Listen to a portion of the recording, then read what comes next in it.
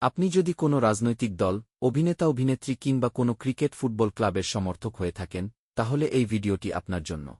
সমর্থক হওয়ার অসুবিধাগুলি কি কি? নিজের পছন্দের দল বা ব্যক্তির ভুলও ঠিক বলে মনে হতে পারে। সমালোচনা সহ্য করা কঠিন হয়ে যায়। রাজনীতি বা খেলাধুলা নিয়ে বন্ধু, পরিবার বা সমাজে অকারণ তর্কবিতর্ক ও শত্রুতা তৈরি হতে পারে। প্রিয় দল হারলে বা প্রিয় নেতা অভিনেতাকে নিয়ে সমালোচনা হলে মানসিক চাপ, রাগ বা হতাশা বাড়তে পারে। কিছু ক্ষেত্রে সমর্থকরা অন্য মত বা অন্য দলের মানুষকে অপমান, ট্রোল বা আক্রমণ পর্যন্ত করে বসে। মানুষ নিজের চিন্তার বদলে কি দল যা বলছে কি সেটাই মানতে শুরু করতে পারে। নিজের পছন্দের পক্ষের খবর সহজে বিশ্বাস করা হয়, কিন্তু বিপরীত তথ্য যাচাই করা হয় না। মানুষকে মানুষ হিসেবে না দেখে দল হিসেবে দেখা, তখন সম্পর্কের চেয়ে পরিচয় বড় হয়ে যায়, ও ওই দলের লোক, ও ওই ক্লাবের ফ্যান ইত্যাদি।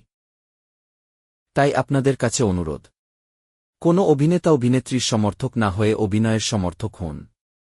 কোনো ক্লাবের সমর্থক না হয়ে ভালো খেলার সমর্থক হন। আর সবচেয়ে জরুরি বিষয়, কোনো রাজনৈতিক দলের অন্ধ সমর্থক না হয়ে সংবিধানের সমর্থক হন।